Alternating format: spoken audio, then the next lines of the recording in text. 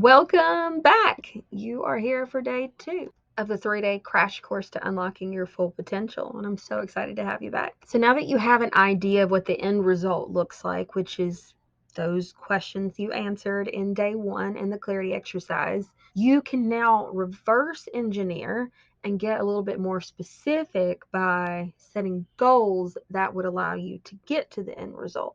That's why I really, really love diving deeply into the clarity exercises on day 1, because it's so good to begin with thinking about the big picture, the end game, the long game first. Because what that does is that allows you to dream. It allows you to admit the overall success that maybe you have, kept suppressed, or maybe not even known was there, or have been shamed into not wanting because maybe you've been taught that money is evil and that if you get too much money, you will do bad things, you'll become a bad person, like whatever those self-limiting subconscious beliefs are.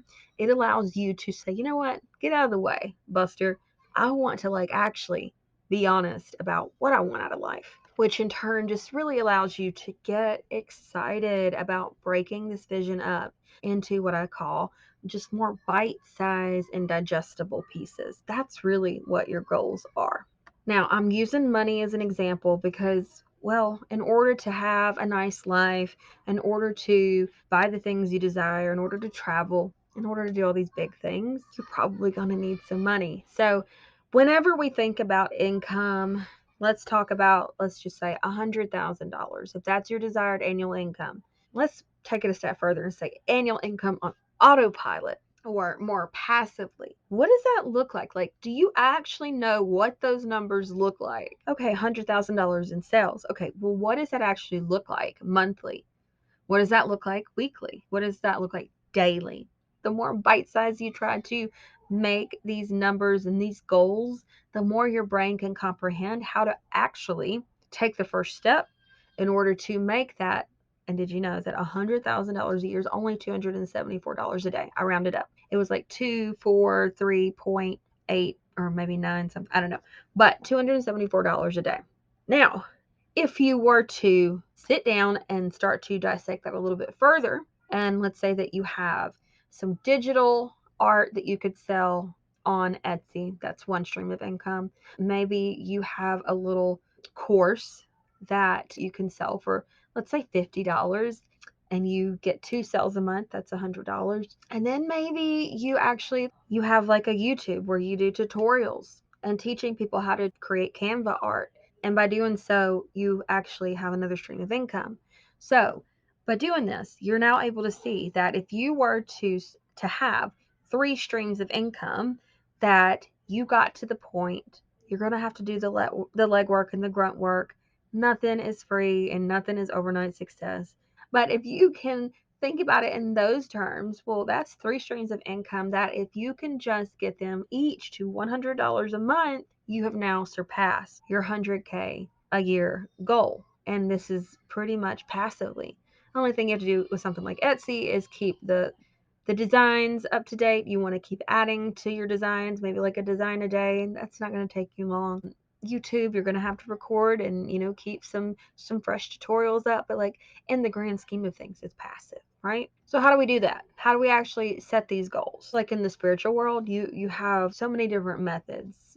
You're talking about manifesting and all these things, but we do need a little bit of logic. We do have to set SMART goals. I can teach you how to set the SMART goals and then get with mingle the logic with delusion, because you do have to get a little delusional to create a movement to, as I think of Pinky and the Brain, take over the world in a good way. Setting these SMART goals is going to give you a really strong foundation so that you are very specific. You know that what you're doing is scalable, because if it's measurable, it's scalable. So if you're able to measure your success, then you're able to predict it, which means you can scale it, right? It needs to be something achievable. I want to make $10,000 this month, and you could map it out across your streams of income, that would make more sense.